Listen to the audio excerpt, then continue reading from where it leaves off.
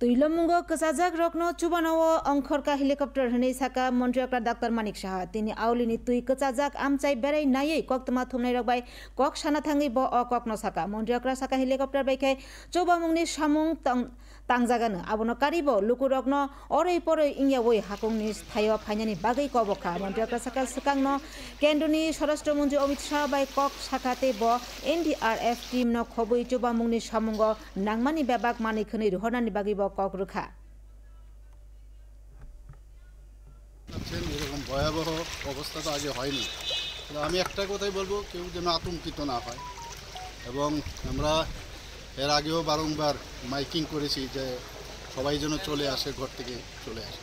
অমরপুরের অবস্থা একটু খুব বাজে অবস্থা সেখানে। তো আজকে সকালে আবার আমি মাননীয় হোম মিনিস্টারের সাথে কথা বলে উনি আশ্বস্ত করেছেন এবং উনি অনেকগুলো দুটো হেলিকপ্টার পাঠাচ্ছেন যাতে এয়ারলিফটিং করা যায়।